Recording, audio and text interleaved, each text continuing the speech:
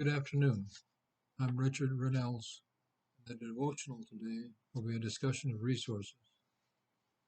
We have many blessings as a country and as individuals, some of which are the natural resources that support our lifestyle.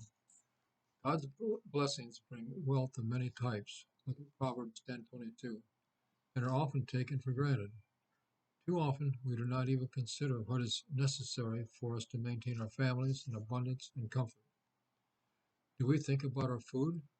The people who produce the various grains, meats, fruits, and vegetables are often unseen and not appreciated, except perhaps as a stereotype for ridicule by people who may not be able to survive on a farm.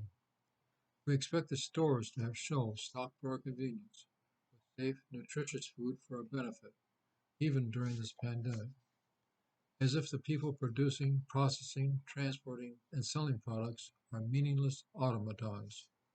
All is strictly for our convenience and our rights as consumers. Our natural resources include the ground we use to raise the food, but we pave over much of it with roads, or we take prime land to build our homes, businesses, and cities. Why not use less fertile ground for some of these needs? Can we feed the expanding human population using second or third tier quality arable lands? A resource we often do not consider is potable water. We have untold riches that are of no value if we destroy our surface and groundwater reservoirs through pollution and mismanagement by cities and rural areas. But only rural areas, especially farmers, are blamed for water quality problems.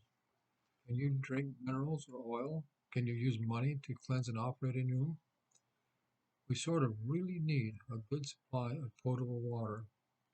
We also need our salt water and brackish water to be of high quality, not filled with industrial fishing debris, consumer plastics, and oil spills.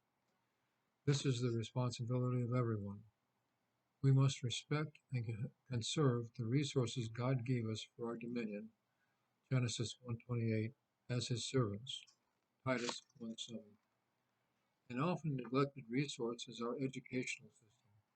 If not for the land-grant university system signed into law by President Lincoln in 1862, and the research by these and other universities that has been transferred to users by teaching and extension or outreach programs, it is possible we would be a third world country.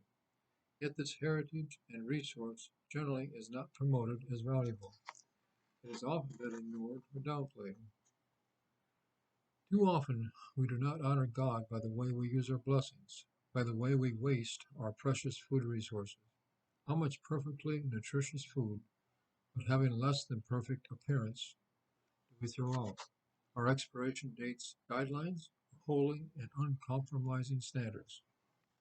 Are we grateful for all our blessings? When we begin a meal, do we say grace to thank God for these resources? Look at Matthew 6:11 and Ephesians 5:20. Do we teach our children to do so? Or when we begin our day or see the beauty of nature or even each other, do we thank God for these positive things in life? Colossians 3:17. These resources God provides are required for our lives. Do we appreciate that in our country, our abundant lifestyle allows even most of the poorest among us to have blessings beyond what people in many countries experience? Do we conserve our resources or take them for granted, waste or misuse them?